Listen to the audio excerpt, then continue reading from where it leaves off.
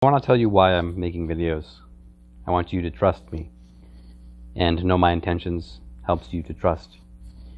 And this comes with a story. Before I was Catholic, I wanted to go to Eucharistic adoration.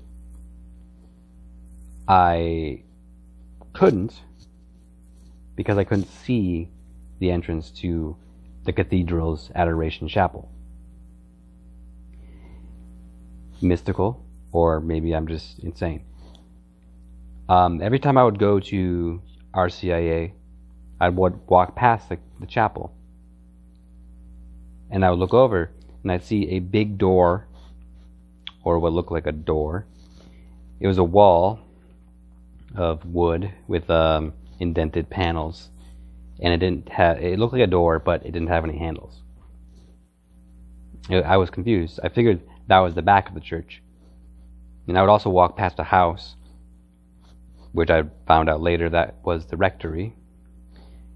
But every time I went to RCIA with this desire to go to Eucharistic adoration, I would think, okay, is it in this house? Do I knock on the door and ask whoever lives here to visit the sacrament? And it seemed silly to me to do that. And I almost did that once, but I figured I would ask my RCIA teacher about where this chapel is. And then she told me. It's where that big wall was. It's where that big wooden door was. And I really didn't want to say, no, it's not, because I didn't want to sound crazy. She saw something there that I didn't see there. I saw something there that she didn't see there. It was reasonable to say, I should probably not disagree with her, because that would make me seem crazy. We're seeing different things. We have different perspectives on this. What's going on? So then after I talked to her, I drove by it. I was like, okay, well, now it's daylight. Because typically the RCIA classes were at 7 o'clock at night. And it was winter, so the days were shorter. So it was daylight. So okay, maybe I'm just like trick of the light or whatever. I drove by it, and there it was. There's a pelican on the second floor. There was a keypad next to the door. I was given the code, but I couldn't see the keypad, so I didn't know where to punch it in. And there was also this handicap ramp going up to the door. All of these things I couldn't see. So it was like, when I drove by it, I was very excited. I was like, I'm going to go do my errands, and then I'm going to come back and adore you. My God, I'm going to come back and worship.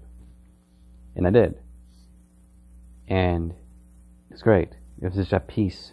I remember sitting in the back right part of the pews and just sitting there, just saying to Jesus, I am not going to leave. I'm going to be here as long as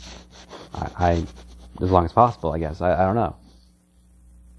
But then after an hour, I was told to go and spread my light. I was told by Jesus. Jesus said, go and spread my light. It's like, okay, I'll go. And then I went. I left the threshold of the chapel, and then I thought to myself, how am I supposed to do that? And, well, now, about 6 years later, I have been growing in talking better, because I was very quiet and shy, and like, how am I supposed to speak to people and share the light of Christ if I can't speak? If I mumble all the time? If I make people uncomfortable with the conversation I try to make with them? How am I supposed to do all of this without the equipment that I need? Right? So then after basically 6 years of training, and basically there's a lot of temptation, a lot of just despair, and a lot of just dealing with being a convert, basically, because, you get tested, as Jesus was tempted as soon as he got baptized.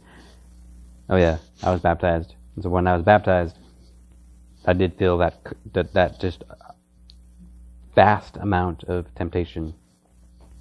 And you know what? That temptation was probably always there. I just didn't see it.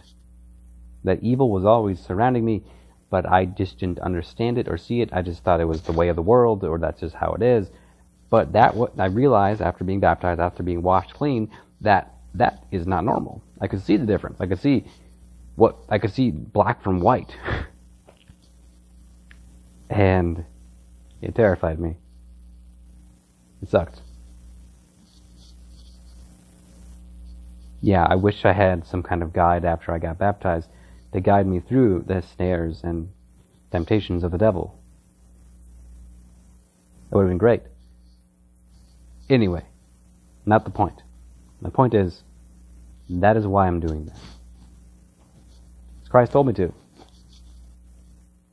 And He is good. And He loves you more than I could ever love you.